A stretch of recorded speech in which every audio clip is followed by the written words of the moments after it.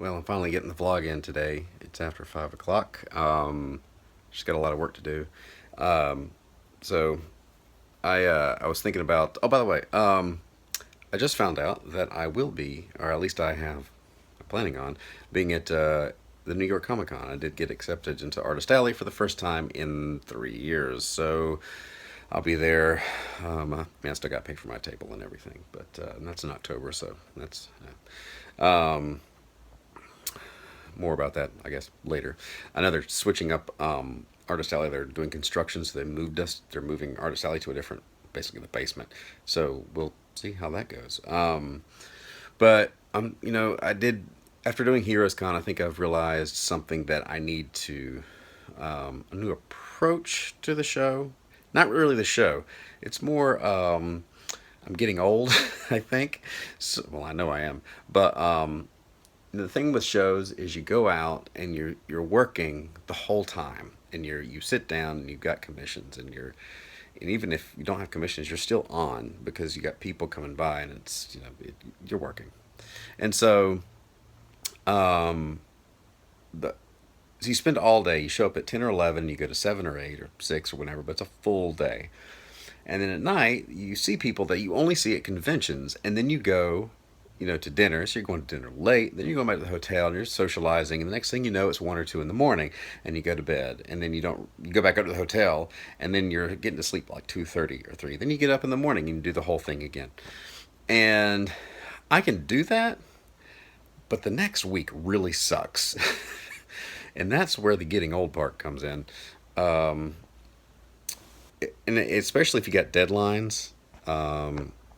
I've realized I've got to, I think, really kind of come to a certain point at the show where I'm like, I'm going to bed and be the old guy. And in the long run, I think that will be better because then I can come back, hit the ground running, and not have to recover so much from the show. Of course, that depends on the show being in the same time zone and not flying, across the country and all that jet lag and stuff. So that's one thing that's kind of hitting me from this show is shows take a lot out of me physically, and I mean they're just hard in general. But I think I need to just be aware that I have to do work when I come back from the show. Like there's no real downtime, so got to pace yourself a little bit. Again, I said before, it's like you do a show, like the prep up to the show, you get ready to go to the show, you travel to the show, you do the show, but because it's such a different thing, and your brain thinks, oh, I've been off work, but you haven't been off work. You haven't got any rest.